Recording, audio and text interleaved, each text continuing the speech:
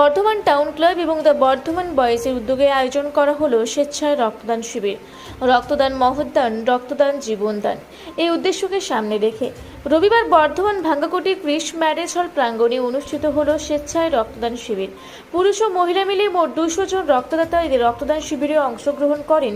Bardhaman medical college blood bank, Shibshankar Seva Sadan ও নাটারি blood bank সহ বিভিন্ন blood ব্যাংকের সাথে রক্ত তুলে দেওয়া হয়। প্রায় রক্তের অভাব দেখা দেয়।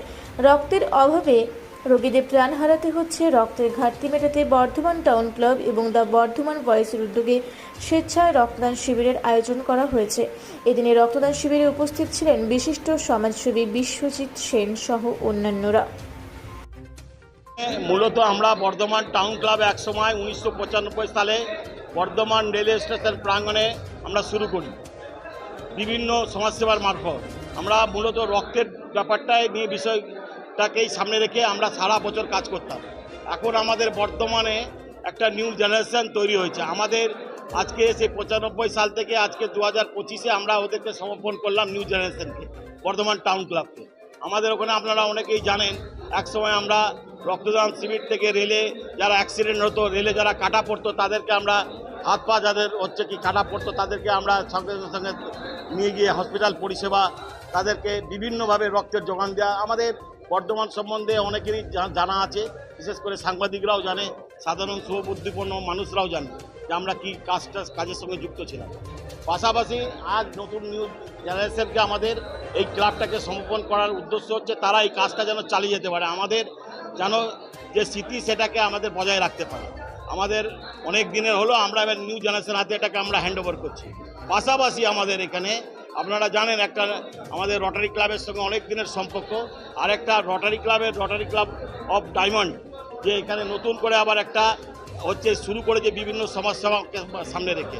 আমাদের এখানে অর্পিতা রায়, ইনি এক সময় আমাদের কর্ণধার ছিলেন এই রটারি ক্লাবের, এখন বর্তমানে মোনালিসা সম, হ্যাঁ,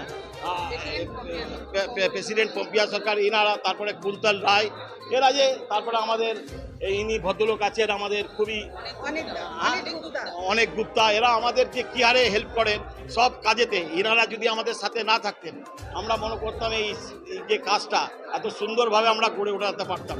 সব বিষয়ে ওনারা কন্ট্রিবিউশন করেছে আমাদের সাথে। আমরা চাই ওনারা আমাদের সাথে সবাইকে হাতে হাত মিলিয়ে যেন আমাদেরকে একটু এগিয়ে নিয়ে যেতে পারে, এই নতুন জেনারেশনকে যেন এরাও হচ্ছে কি ইমপ্রেশন দিতে পারে যে না তোমরা এগিয়ে যাও। আমরা ওনাদের কাছে সেই অনুরোধ রাখছি। এই হচ্ছে আমার বক্তব্য।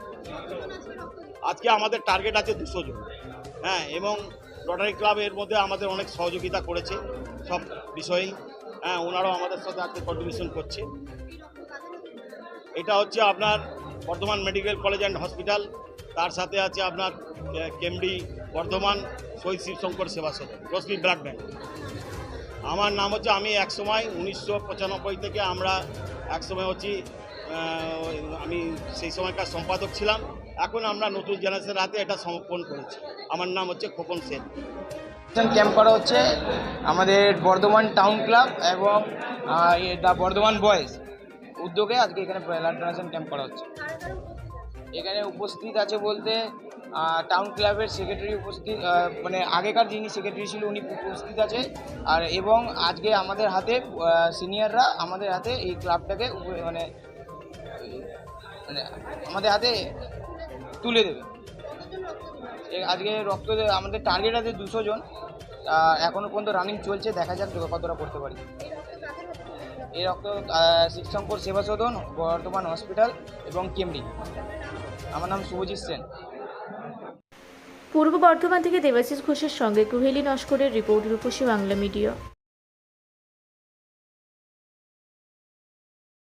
পুরা ব্লকের লধুরকা গ্রামের অদূরে অবস্থিত দৌলত পাবলিক স্কুলের দখলে থাকা বেশ কিছু জমি নিয়ে শুরু হয়েছে আইনি জটিলতা। 1197 দাগের যে বেলাবাহল মৌজা এবং 2239 দাগের যে লুধুরকা মৌজা, এই দুটো জমি আপনারা প্লিজ কেউ কিনবেন না, কারণ আপনারা বিপদে পড়তে পারেন, আইনি একটা লড়াইতে পড়ে যেতে পারেন। জমিটা একদম ডিসপিউটেড, ফলে একটু সাবধানে থাকবেন।